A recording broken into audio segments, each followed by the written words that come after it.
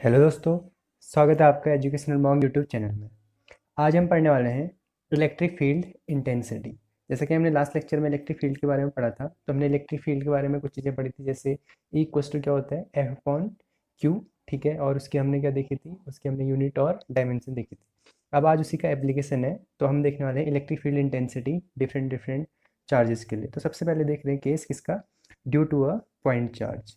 जब एक single point charge present हो तो उसके थ्रू इलेक्ट्रिक फील्ड की वैल्यू, ई की वैल्यू क्या होती है, वो हमें यहाँ फाइंड आउट करनी है। ठीक है, तो उसके लिए सबसे पहले आपको क्या करना है, एक क्यू चार्ज ले लिया मैंने यहाँ पे ओ पॉइंट पे, और जिससे आर डिस्टेंस पे पॉइंट पी प्रेजेंट है, जहाँ पे मुझे क्या करना है, electric field intensity find out करनी है इसके कारण, यानी कि प्लस क्यू चार्ज के कारण यहाँ पे जो इलेक्ट्रिक फील्ड इंटेंसिटी होती है वो फाइंड आउट करनी है। अब इसकी डायरेक्शन मैंने इस तरफ दिखा रखी, क्यों, क्योंकि क्या होती है, प्लस चार्ज से जो इलेक्ट्रिक फील्ड होता है वो क्या होता है, आउटवर्ड डायरेक्शन में होता है। दैट्स वाई मैंने इस डायरेक्शन में दिखा रखा है।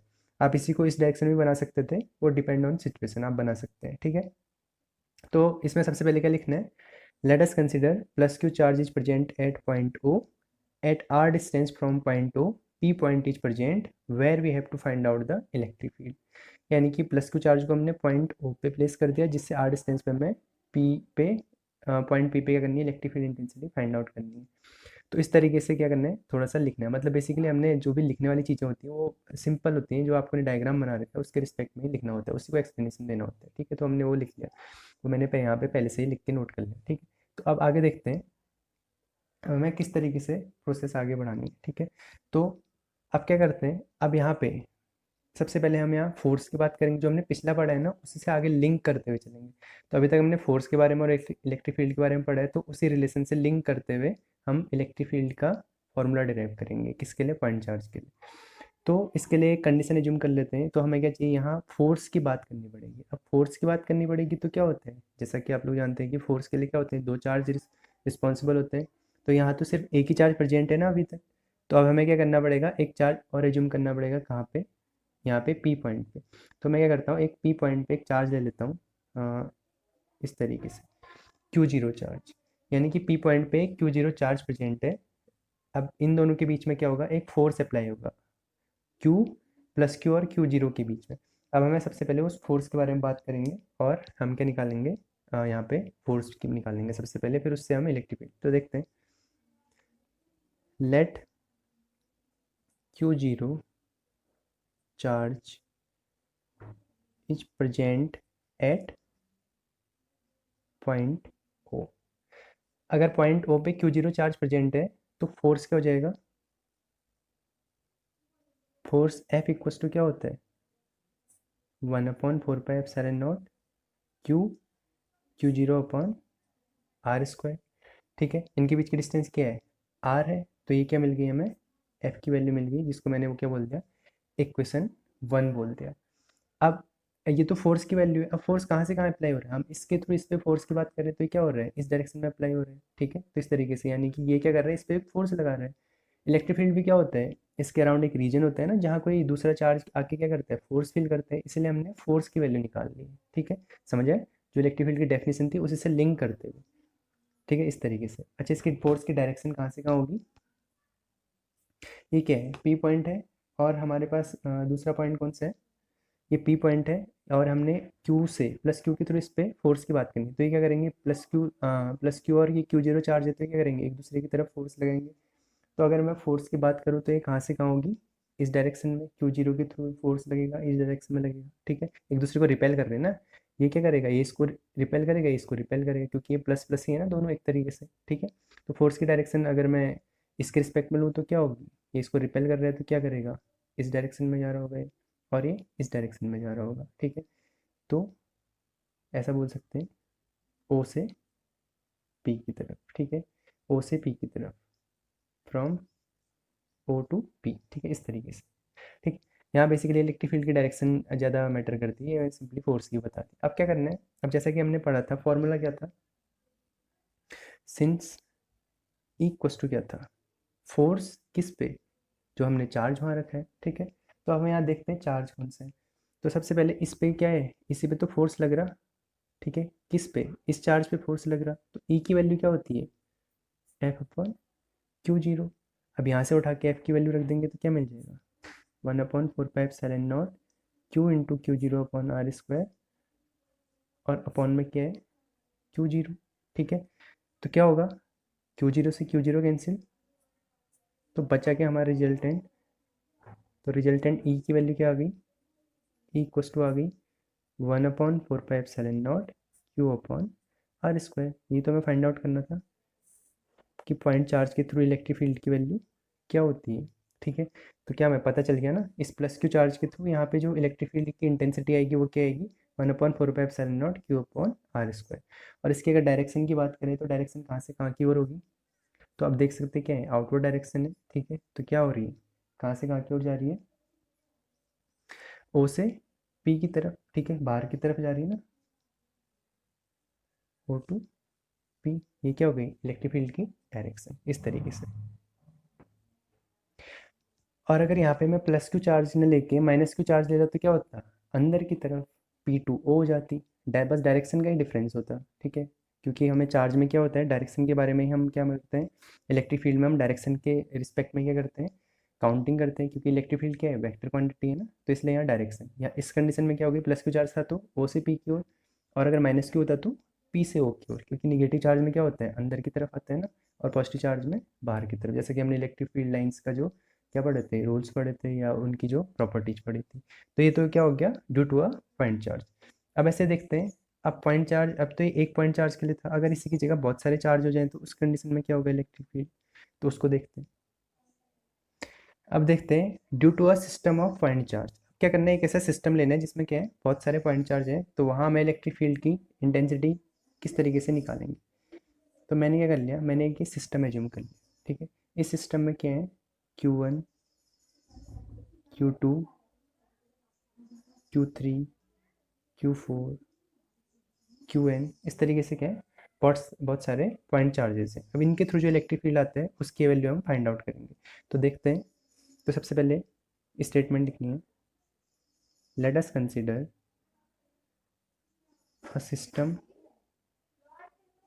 contains n number of charges q1 q2 q3 q4 up to qn, and their respective electric fields are vector e1, vector e2, vector e3 up to vector en। ठीक है, तो इस तरीके से क्या हो गई, ये इनके रिस्पेक्टिव इलेक्ट्रिक फील्ड हो गए, मतलब इनके रिस्पेक्ट में सबके क्या होंगे, इलेक्ट्रिक फील्ड होंगे। तो हमें क्या करना है, नेट इलेक्ट्रिक फील्ड की वैल्यू फाइंड आउट करनी है। जब बहुत सारे चार्जेस होंगे तो इस पूरे सिस्टम में जो नेट इलेक्ट्रिक फील्ड क्या होगा, जैसा हमने सुपरपोजिशन प्रिंसिपल में पढ़ा था वैसा ही कुछ होता है, सारे के सारे इलेक्ट्रिक फील्ड्स का सम, यानी कि क्या हो जाएगा, E one plus vector E two plus vector E three plus up to vector en। तो इस तरीके से ये क्या हो जाता है, जब इनफाइनाइट नंबर ऑफ, या इनफाइनाइट तो नहीं, definite number of point charges होते हैं, मतलब बहुत सारे पॉइंट चार्जेस होते हैं, उस कंडीशन में जो इलेक्ट्रिक फील्ड होता है उस सिस्टम का, सारे चार्जेस का क्या कर देते हैं हम, अलजेब्रिक सम निकाल देते हैं। तो ये क्या हो गया, due to a system of point charge का केस हो गया। अब ऐसे ही देखते हैं आप, अब चार्ज डिस्ट्रीब्यूशन के रिस्पेक्ट में क्या होता है,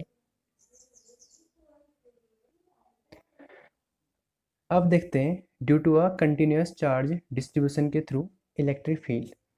तो सबसे पहले क्या कर दिया, मैंने यहाँ तीन तरीके के शेप बना लिए हैं। एक शेप है 1D, यानी कि जिसके पास क्या है, ओनली लेंथ है। ठीक है, एक 1D फिगर है, मतलब इसके पास क्या है, ओनली लेंथ है। फिर एक 2D फिगर है जिसके पास क्या है, लेंथ भी है और ब्रेथ भी है, जैसा आप देख सकते हैं। फिर एक 3D फिगर है जिसके पास क्या है, length, breadth as well as height. तो क्या है, 1D 2D और 3D फिगर है, तो इनमें चार्ज डिस्ट्रीब्यूशन किस तरीके से होता है। तो यहाँ हमें सबसे पहले क्या करनी पड़ती है, चार्ज डेंसिटी फाइंड आउट करनी पड़ती है। तो जो 1D के लिए चार्ज डेंसिटी होती है, अच्छा डेंसिटी इक्वल्स टू क्या होता है, मास अपॉन वॉल्यूम, तो उसी के रिस्पेक्ट में निकलती है। तो 1D के लिए चार्ज डेंसिटी, इसको बोलते हैं लीनियर चार्ज डेंसिटी।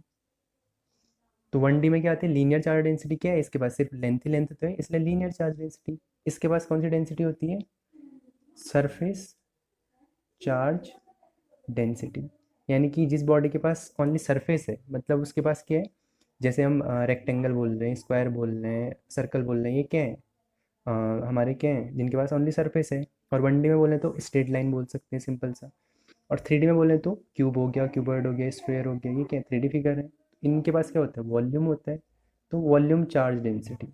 अच्छा, अब ये वॉल्यूम चार्ज डेंसिटी ये सब चीज़ें क्यों निकालनी है, अब मैं क्या बोल रहा हूँ, अब इसकी एक लेंथ के एक छोटे से हिस्से में बोलता हूँ कि मैं क्या है, इसकी लेंथ के एक छोटा सा हिस्सा, मैंने यहाँ पे एक छोटा सा हिस्सा ले लिया। इस हिस्से में जो चार्ज प्रेजेंट है, इस चार्ज को मैं बोल देता हूँ डी क्यू। यानी कि क्या है, क्यू क्या है, इस पूरे में होगा, तो इसका स्मॉल पार्ट ले लिया, उसमें क्या हो गया, डी क्यू हो गया।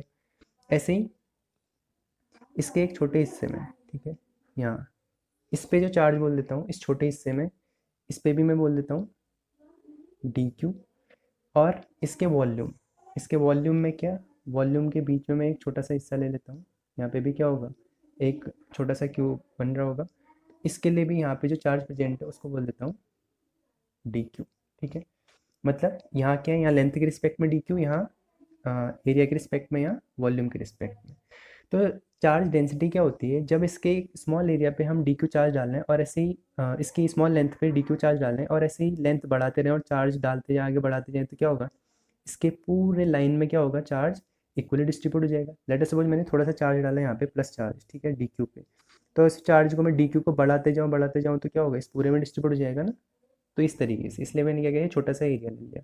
ठीक है, इसके यूनिट लेंथ पे मैंने चार्ज ले लिया, सॉरी एरिया नहीं, यहाँ इसकी यूनिट लेंथ पे मैंने चार्ज ले लिया। ऐसे ही अगर मैं छोटा सा चार्ज यहाँ पे डालूँ, ठीक है, प्लस चार्ज, फिर इस प्लस चार्ज छोटा छोटा करके डी क्यू इस पूरे में डालते रहूँ, तो क्या होगा, ये पूरा का पूरा भर जाएगा ना। तो उस कंडीशन में क्या हो जाएगी, इसके पूरे सरफेस में चार्ज फैल जाएगा। और अगर ऐसे इसके क्या डालूँ, डी क्यू चार्ज पूरे इसके एरिया में, इसके वॉल्यूम में डालते रहूँ, तो क्या होगा, इसके सारे के सारे वॉल्यूम में फैल जाएगा, क्योंकि इसके पास वॉल्यूम है। तो ये है इस तरीके से। तो लीनियर चार्ज डेंसिटी को डिनोट करते हैं लैम्डा से। ठीक है, जैसे क्या होता है, density equals to mass upon volume. तो लैम्डा इक्वस टू क्या होगा, यहाँ क्या है, यहाँ मास की जगह चार्ज ले लेते हैं। चार्ज कितना दिए, लेट अस सपोज अगर इसको क्यू चार्ज दिया है, किसके, इसके पास क्या होगी, लेंथ है ना ओनली।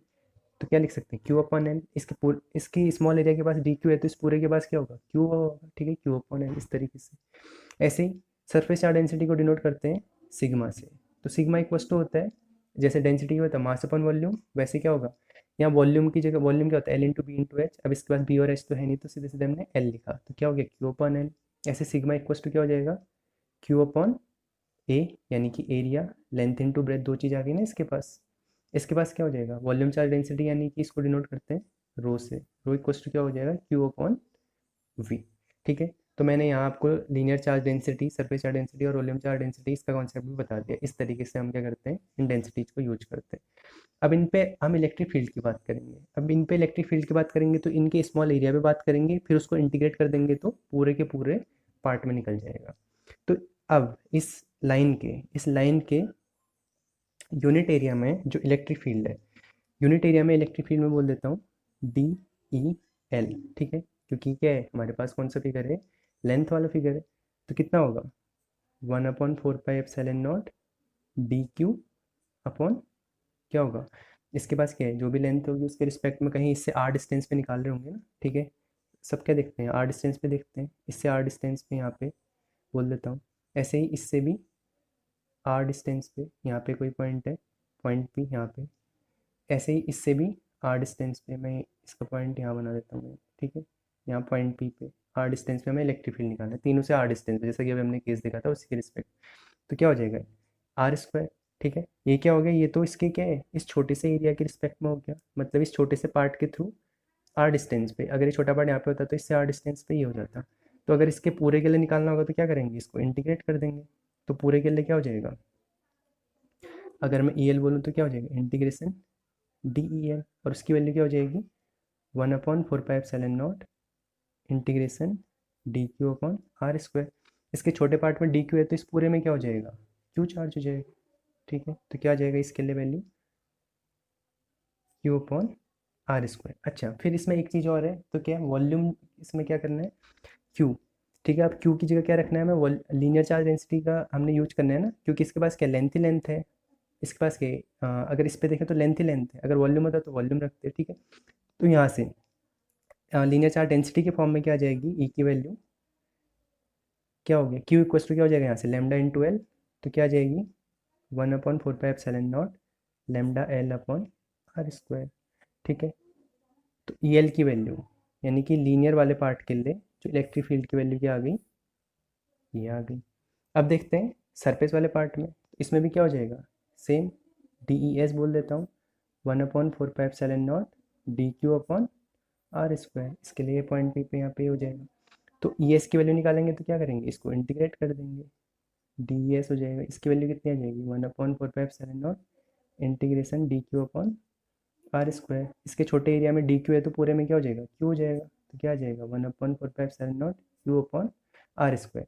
लेकिन अब सरफेस चार्ज डेंसिटी के फॉर्म में क्या आ जाएगा, sigma equals to Q upon A, तो Q equals to cross multiply sigma into A, तो क्या आ जाएगा 1/4πε0 sigma into A upon are square. ये क्या आ गया सरफेस चार्ज डेंसिटी के रिस्पेक्ट में, जबकि इक्वली चार्ज यहाँ डिस्ट्रीब्यूट हो रहे हैं। ठीक है, ऐसे ही अब वॉल्यूम में देखते हैं, वॉल्यूम में क्या हो जाएगा डी ई वी बोल देता हूँ क्योंकि इसके पास वॉल्यूम है, तो 1/4πε0 क्यू अपॉन आर स्क्वायर। ठीक है, तो यहाँ क्या जाएगा ई वी क्या हो जाएगा integration D E V, integration D E V की वैल्यू क्या आ जाएगी 1/4πε0 क्यू अपॉन आर स्क्वायर। ठीक है, डी क्यू डी क्यू, तो डी क्यू का इंटीग्रेशन करेंगे तो क्या आ जाएगा 1/4πε0 Q upon are square, same चीज़ है जैसे हम यहाँ कर रहे थे। तो यहाँ क्यू की वैल्यू क्या हो जाएगी वॉल्यूम चार्ज डेंसिटी के रिस्पेक्ट में रो इंटू वी, तो यहाँ से ई वी इक्वस टू क्या आ जाएगा 1/4πε0 rho into V upon are square.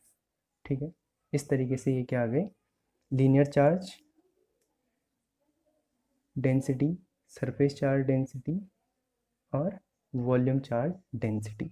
ठीक है, अब इसमें क्या है कंटिन्यूस चार्ज डिस्ट्रीब्यूशन इसलिए बोला क्योंकि हम इसके एक पार्ट में डालें तो क्या होगा धीरे धीरे सारे के सारे पार्ट में कंटिन्यूसली डिस्ट्रीब्यूट हो जाएगा। ऐसे इसमें भी इसके पूरे के पूरे पार्ट में कंटिन्यूसली डिस्ट्रीब्यूट हो जाएगा, ऐसे इसके भी पूरे पूरे पार्ट में कंटिन्यूसली डिस्ट्रीब्यूट हो जाएगी, यानी क्या हो जाएगा इस तरीके से हो जाएगा ना, ये इसके पूरे पार्ट में ऐसे प्लस चार्ज, ऐसे ही इसके पूरे लेंथ में क्या हो जाएगा इस तरीके से, ऐसे इसके वॉल्यूम में इस तरीके से, इसलिए क्या बोलते हैं इसे कंटिन्यूस चार्ज डिस्ट्रीब्यूशन। ठीक है, होप सो आपको समझ आया, इसको एक बार और देख लेना, अगर थोड़ा सा कन्फ्यूजन होगा तो आपको अच्छे से क्लियर हो जाएगा। ठीक है, थोड़ा सा इंटीग्रेशन का कॉन्सेप्ट यहाँ पे समझ लेना। इंटीग्रेशन का मतलब क्या होता है, अगर छोटे पार्ट का हम सम करते जाएं तो क्या होगा एक बड़ा पार्ट मिलेगा ना, छोटे छोटे पार्ट को हम जोड़ देंगे तो एक बड़ा पार्ट बन जाएगा, वही होता है इंटीग्रेशन, सिंपल सा। ठीक है, उसी का यहाँ हमने यूज करा, आगे और जगह इंटीग्रेशन का यूज करेंगे और धीरे धीरे मैं समझाते जाऊँगा। मैथ्स वाले तो थोड़ा सा अंडरस्टैंड जल्दी कर लेंगे इसको, बाई वालों को थोड़ा समझ में दिक्कत होगी, बट धीरे धीरे आपको भी समझ आएगा, ऐसी कोई दिक्कत वाली बात नहीं, ईजी सी चीज़ें होती हैं। इंटीग्रेशन के बहुत हार्ड एंड फास्ट रूल नहीं लगते हैं, सिंपल सिंपल से रूल अप्लाई होते हैं। ठीक है, तो इस तरीके से आप इसको नोट कर लीजिएगा। ठीक है, समझ में आ गया, तो ये क्या हो गया electric field intensity due to continuous charge distribution.